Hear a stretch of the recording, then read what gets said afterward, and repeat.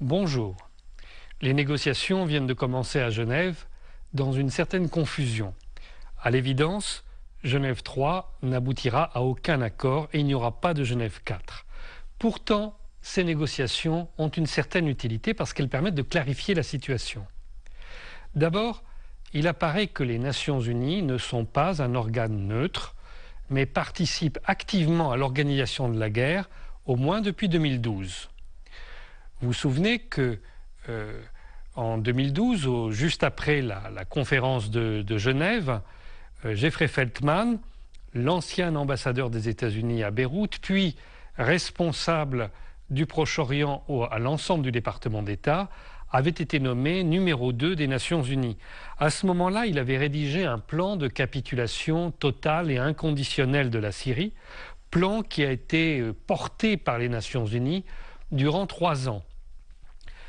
Selon M. Feltman, il fallait donc faire durer la guerre pour donner l'occasion aux djihadistes de vaincre la République arabe syrienne. D'après ce plan, la souveraineté du peuple syrien aurait été abolie et la constitution aurait été elle-même déchirée. Lorsque la Russie, la Syrie ont eu connaissance de ce document, ce devait être en septembre dernier, elles ont demandé des explications à Staffan de Mistura. Évidemment, l'homme était très gêné. Il expliquait qu'il n'était pas engagé par les documents de son supérieur, M. Feltman. Et pourtant, juste à ce moment-là, il a nommé, pour le seconder, un universitaire allemand, Volker Perthes, qui devait, dans ces négociations à Genève, faire le lien entre les deux camps, placés dans des salles différentes. Or, Volker Perthes est le rédacteur de ce plan de capitulation totale et inconditionnelle de la Syrie. Donc, d'un côté, les Nations Unies s'excusaient d'avoir rédigé ce plan, et de l'autre, elles plaçaient l'homme qui l'avait formellement rédigé responsable des négociations. Donc, c'est clair, les Nations Unies ne joueront pas de rôle positif pour la Syrie, et elles sont aujourd'hui l'otage dans les mains des États-Unis et de la Russie. La deuxième chose qui a été clarifiée, c'est qu'avec le temps, l'opposition syrienne a évolué. Au début, il y avait quelques intellectuels qui avaient été corrompus par l'argent du Qatar et par les États-Unis, qui servaient de personnages de devant, de manière à masquer les frères musulmans qui, eux, aspiraient à exercer le pouvoir. Or, tout ça ne tient plus.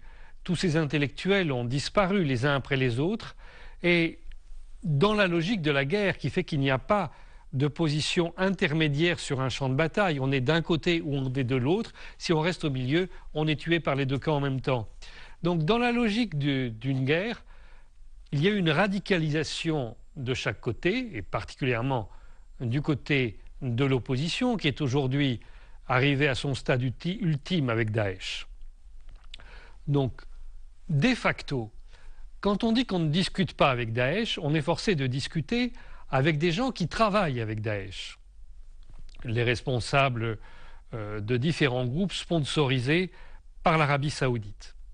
Or, l'Arabie saoudite, c'est un État particulier.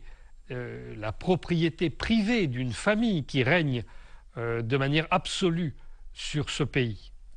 Et comme cette famille, c'est une famille tribale, elle a imposé des relations tribales à ses alliés, particulièrement à ses alliés syriens.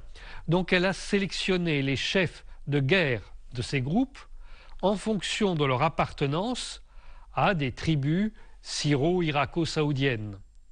Avec le temps, ces gens ont retrouvé un comportement tribal. De fait, ils ne sont pas aujourd'hui en position de représenter la majorité du peuple syrien. Donc, les négociations de Genève amènent à conclure que la paix ne pourra pas être négociée avec ces groupes armés, mais que la paix ne pourra être négociée qu'avec l'opposition intérieure, la seule qui soit légitime.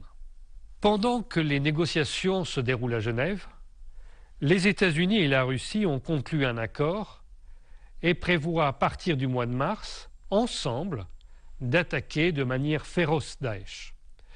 Le département de la Défense devrait annoncer dans les prochains jours une augmentation de 35% du budget alloué à la coalition internationale pour lutter contre Daesh. Et la Russie et les États-Unis sont en train d'organiser, ici en Syrie, leur intervention militaire commune.